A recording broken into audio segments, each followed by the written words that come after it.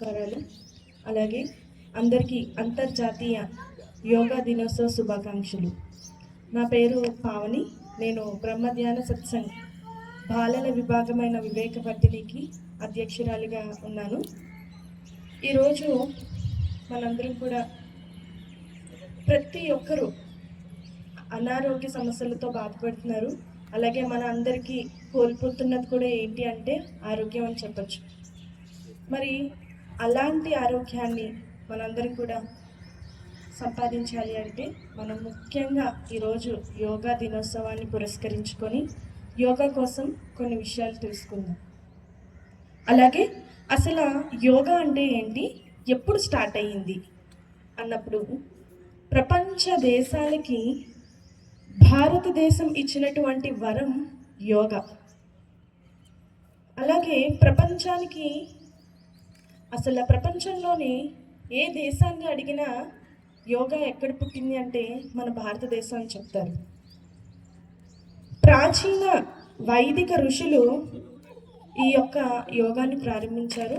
దాదాపు క్రీస్తు పూర్వం 400 సంవత్సరాల క్రితం ఈ యోగా కోసం మన శాస్త్రాలలో కూడా ఉంది అని చెప్తున్నారు.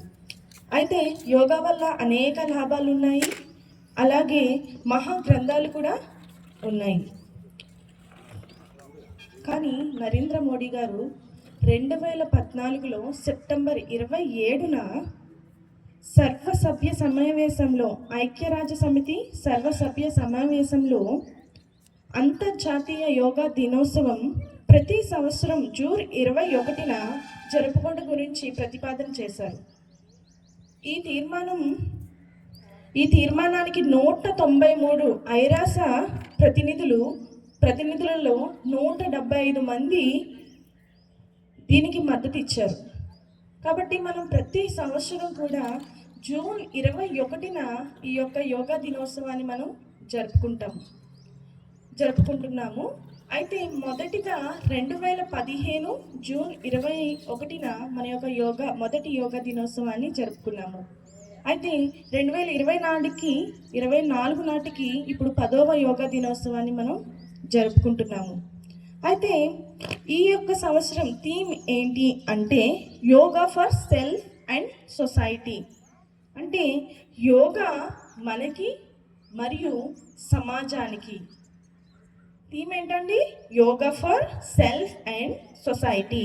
అంటే యోగా వల్ల వ్యక్తిగత లాభాలేంటి, అలాగే యోగా వల్ల సామాజిక లాభాలేంటి అనేది ఒకసారి మనం చూసినట్లయితే, అసలు యోగా అనేది ఇది ఒక సంస్కృత పదం.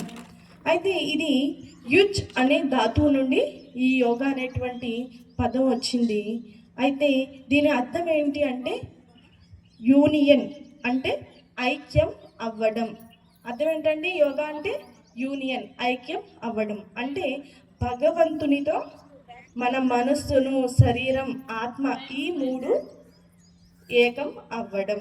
అలాగే భగవంతుని ఆలోచనలతో మన ఆలోచనలు ఏకం అవ్వడం. అలాగే భగవంతుని ప్రణాళికతో మన ప్రణాళిక ఏకం అవ్వడం. ఇలా యూనియన్కి అంటే ఏకం చేయటం, అలాగే చేరడం అని అర్థం వస్తుందండి. అంటే దేన్ని మన మనస్సును, శరీరాన్ని, ఆత్మని ఏకం చేయడం యోగా అంటాం. అయితే యోగా వల్ల అసలు వ్యక్తిగత లాభాలు ఏంటండి, అసలు సమాజానికి వచ్చే లాభం ఏంటి అంటే ఈ సంవత్సరం థీమే yoga for self and society కదా. మరి అసలు వ్యక్తిగతంగా మనకు లాభాలేంటి, సామాజికంగా సమాజానికి లాభాలేంటి యోగా వల్ల అన్నప్పుడు, యోగా చేయడం వల్ల మనకి ఈ యోగాసనాల ద్వారా అజీర్ణాన్ని, అలాగే ఇతర వ్యాధుల్ని నివారించవచ్చు. ఇది మనందరికీ తెలిసిన విషయమే. ఇంకా యోగా వలన శరీరంలో వాత, పిత్త, కఫ ఈ లక్షణాలను సమతుల్యతలో ఉండే విధంగా ఈ యోగా చేస్తుంది. అలాగే మనసును నిశ్చలంగా, ప్రశాంతంగా ఉండే విధంగా యోగా చేస్తుంది. అలాగే వ్యక్తిలో ఆత్మవిశ్వాసాన్ని పెంచుతుంది. అలాగే శరీర ఆరోగ్య సమస్యలను చక్కదిద్దుతుంది. అలాగే ఆందోళన, ఒత్తిళ్లను తొలగిపోయేలా చేస్తుంది ఈ యోగా. ఇంకా చెడు ఆలోచనలు రాకుండా చేస్తుంది యోగా. అంటే ముఖ్యంగా చూడండి. ఇంకా మరి ఇది వ్యక్తిగతంగా చేస్తుంది, మరి సమాజానికి, సొసైటీకి యోగా ఏం చేస్తుంది చూడండి. ఒక వ్యక్తి ఇలా ఆందోళన లేకుండా ప్రశాంతంగా మంచి నైతికత విలువలు కలిగి యోగా చేయడం వల్ల ఇలాంటివంటే ఒక గుడ్ క్యారెక్టర్ అంతా ఒక వ్యక్తిలో వచ్చిందనుకోండి, వ్యక్తుల సముదాయమే సొసైటీ, అవునా కదండి? సమాజం, వ్యక్తుల సముదాయం సొసైటీ, సమాజం అంటున్నాం. మరి ఇలాంటి వ్యక్తులు కలిగినటువంటి సమాజం ఎలా ఉంటుందండి? మంచి వ్యక్తులు కలిగితే మంచి సమాజం ఏర్పడుతుంది, చెడు ఆలోచనలు కలిగితే చెడు సమాజం ఏర్పడుతుంది, అవునా కదండి? కాబట్టి ఈ యోగా వల్ల వ్యక్తులు ఏమవుతారండి? మంచి నైతికత కలిగిన సమాజం అవుతుంది. ఎప్పుడంటే ఇలాంటి యోగా మనం చేసినప్పుడు. అయితే ఈరోజు యోగా అంతర్జాతీయ యోగా దినోత్సవ సందర్భంగా మా బ్రహ్మధ్యాన సత్సంగ్ పూర్వమే మన సనాతన వైదిక ఋషులు నేర్పించినటువంటి ధ్యాన యోగాని మళ్ళీ మీ అందరికీ తిరిగి పునర్ప్రచారం చేస్తున్నాము. అయితే చేసేటువంటి ప్రయత్నాన్ని కూడా నేను చేస్తాను. ఈరోజు మీ అందరి ముందు ధ్యాన యోగా కోసం నేను మాట్లాడతాను. అసలు యోగం అంటే కలవడం, కలయిక. యోగం అంటే ఏంటండి? కలయిక. అలాగే ధ్యానం అంటే సంభాషించడం. ధ్యానం అంటే ఏంటండి? సంభాషించడం. ఈరోజు నేను మాట్లాడే టాపిక్ ఏంటంటే ధ్యాన యోగా. అంటే ఆ భగవంతుడిని మనసులో తలుచుకుంటూ భగవంతునితో సంభాషించడమే ధ్యాన యోగా అంటే. కాబట్టి అలాగే భగవంతుడి ఇష్టాన్ని మన ఇష్టంగా మార్చుకోవడమే ధ్యాన యోగా అంటే. అయితే ఈ ధ్యాన యోగం వల్ల అసలు మనిషిలో ఎలాంటి పరివర్తన వస్తుంది అనేటువంటి సందేశం మన అందులో కలుగుతుంది కదండి. ఒక్క ముక్కలో చెప్పాలి అంటే యోగాలకే రాజు ధ్యాన యోగా అన్నారు. ఒక్క లైన్లో మనందరికీ అర్థమైపోతుందండి. యోగాలకే రాజు ధ్యాన యోగా. మన భగవద్గీత 6వ అధ్యయనం చేస్తే ఈ ధ్యాన యోగా కోసం మొత్తం ఒక అధ్యాయమే ఉందండి. అంత గొప్పది ఈ ధ్యాన యోగా. అయితే పతంజలి యోగ సూత్రాలలోని ధ్యానం నిర్విషయం మనహ అన్నారండి. అంటే విషయ వాంఛన లేకుండా ఉండటం అని చెప్పారండి. విషయ వాంఛన లేకుండా ఉండటం అంటే మనందరం ఏమనుకుంటున్నామంటే అసలు ఏ విషయం లేకుండా, అంటే శూన్యంగా మనం ధ్యానం చేస్తూ ఇలా కూర్చుంటూ శూన్యంగా ఏమీ ఆలోచించకుండా ఉండడమే మనం ధ్యానం అనుకుంటున్నాం అండి. మీరు కోరికలు లేని స్థితికి వెళ్ళడమే ధ్యానం అంటే అండి. అంతేగాని మనం ఏదో ఇలా శూన్యంగా కూర్చొని అలా కళ్ళు మూసుకొని చేసేటువంటి ధ్యానం మనం ధ్యానం అనుకుంటాం. కానీ మన మనసులో ఏ కోరికలు లేకుండా మనం కూర్చొని దైవానికి ధ్యానం చేసుకోవడమే ధ్యానం అంటే. అయితే ఈ ధ్యానంలో 3 భాగాలు ఉంటాయండి. ఒకటి ధారణ దశ. ఏంటండి? నాతో పాటు మీ అందరూ కూడా చెప్పండి. ఈ ధ్యాన యోగంలో 3 దశలు ఉంటాయి. ఒకటి ధారణ దశ, చెప్పండి. 2 ధ్యాన దశ, 3 సమాధి దశ. ఇది ఈ 3 విధాలుగా ఉంటాయి. దీన్ని మనం ఒక్కొక్కటి కూడా తెలుసుకుందాం. మొదటిది ధారణ దశ అండి. అంటే మన కంటి ముందు కనబడే ఈ సృష్టిలో సృష్టి పదార్థాలను చూసి గమనించి వాటి మూలాలేంటి, వాటి సృష్టికర్త ఎవరు, అసలు ఆ సృష్టికర్త మన పైన కురిపించేటువంటి ప్రేమ ఏంటి అనేది ఈ ధారణ దశలో అర్థమవుతుందంటండి. ఎలా అర్థమవుతుంది మనందరికీ అంటే, సృష్టిని మనం కళ్ళు తెరిచి ఒకసారి మన చుట్టూ ఉన్నదాన్ని గమనించండి. అసలు మన చుట్టూ చూడండి, ఈ చెట్లు ఇవి ఎలా వచ్చింది, ఈ ప్రపంచం ఎలా వచ్చింది.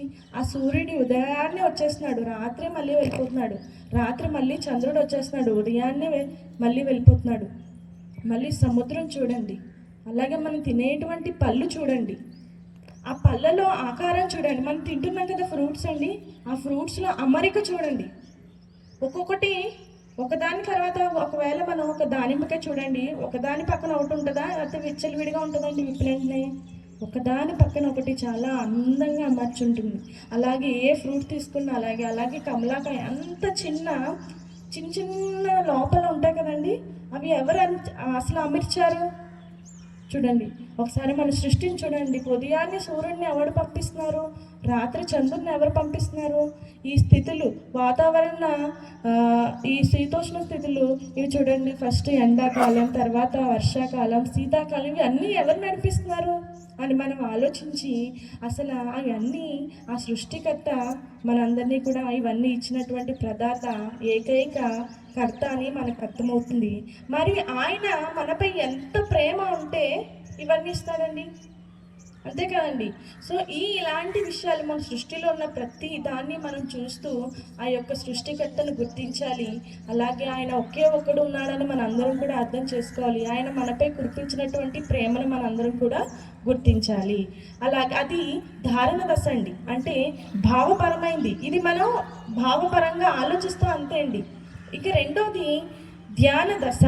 అంటే ఈ దశలో ఏం చేస్తాము అంటే ఆ దేవుడు ఏదైతే మనకి ప్రసాదించాడో దానికి మనం కృతజ్ఞతలు తెలుపుకోవాలండి. దేవుడు చూడండి మనకి ఎంత ఆరోగ్యాన్ని ఇచ్చారు ఇతరులతో చూసుకుంటే, దానికి దేవా నీకు కృతజ్ఞతలు అని చెప్పి ఈ ధ్యాన దశలో మళ్ళీ 3 భాగాలు ఉంటాయండి. 1 కృతజ్ఞత, 2 పాప క్షమాపణ, 3 వేడుకోలు ఉంది. అంటే దేవుడు మనకి ఇచ్చినటువంటి ఆరోగ్యానికి గాను, లేదా దేవుడు మనకి ఎన్నో ప్రాణాపాయాల నుండి తప్పించినందుకు, అలాగే మనకి కావాల్సినటువంటి అవసరాలను తీర్చినందుకు, సంపద ఇచ్చినందుకు దేవుడికి మనం కృతజ్ఞతలు తెలుపుకోవాలండి. అలాగే పాపక్షమాపణ. మన అందరం కూడా తెలిసి తెలియక అందరూ తప్పులు చేస్తాం. దానికి కాను ఈ ధ్యాన దశలో గుర్తు తెచ్చుకొని దేవా నన్ను క్షమించు అంటే అర్థం మళ్ళీ నేను తిరిగి ఆ తప్పు చెయ్యను అని. అలాగే ఈ ధ్యాన దశలో ఈ పాపక్షమాపణ అనేది 2వ భాగం అండి. దేవుడికి పాపక్షమాపణ కోరుకోవాలి. అలాగే ఇక 3వది మనకు ఉన్నటువంటి చిన్న చిన్న కోరికల్ని కూడా కేవలం ఆ భగవంతుడినే అడగాలి. ఎందుకంటే ఆయన తల్లి లాంటి వాడు, మనం బిడ్డ లాంటి వాళ్ళం. మొదటిది భావపరమైనటువంటి స్థితి, రెండోది ఆచరణపరమైనటువంటిది. ఇక 3వది సమాధి దశ అండి. సమాధి అంటే మనకు గుర్తుకొచ్చేటువంటి సమాధి కాదండి. ఇది నా అర్థం ఏంటంటే ఒక వ్యక్తిని పరిపూర్ణ మానవుడిగా తీర్చిదిద్దేనే ఈ సమాధి దశ అంటండి. అంటే చూడండి, కష్టం వచ్చినా సుఖం వచ్చినా, శత్రువు పట్లైనా మిత్రుడు పట్లైనా మనం ఒకే విధంగా ఉండాలండి. కష్టం వచ్చింది కదా అని ఏడ్చేసి, సుఖం వచ్చింది కదా అని చెప్పేసి ఆనందపడిపోయి పొంగిపోయి ఉండకూడదండి. మనం ఎప్పుడు కూడా స్థితప్రజ్ఞుడి వల్ల ఎప్పుడు కూడా స్థిరంగా ఉండాలి. అంటే కష్టం వచ్చినా దేవుడి వైపు భారం వేసి మనం దాన్ని శక్తిని మనం దేవుని కోరుకోవాలి. ఆనందం వస్తే దేవాన్ని నాకు ఇచ్చావని కృతజ్ఞతలు చెప్పుకోవాలండి. ఇది సమాధ దశలో చాలా ముఖ్యమైనదండి. అలాగే ఇది వైదిక ఋషులు సనాతన విధానం అండి. ఈ ధ్యాన యోగ కోసం పరిచయం చేస్తూ ఒక మానవుడు పరిపూర్ణుడు అవుతాడు ఎప్పుడంటే ఈ సమాధి దశ ఆచరించినప్పుడు. అలాగే భగవంతుడి ఇష్టాన్ని మన ఇష్టంగా, భగవంతుడి ప్రణాళికను మన ప్రణాళికగా తీసుకోవాలండి. ఏదో ఆపద వచ్చింది కదా అని బాధపడిపోకూడదు. దానికంటే పెద్ద ఆపద నుంచి దేవుడు మనల్ని తొలగించాడు అని చెప్పి మనందరం కూడా ఈ విషయాన్ని గుర్తించాలి. అలాగే ఈ 3 విషయాలు ఈ ధ్యాన యోగాలకు వస్తాయండి.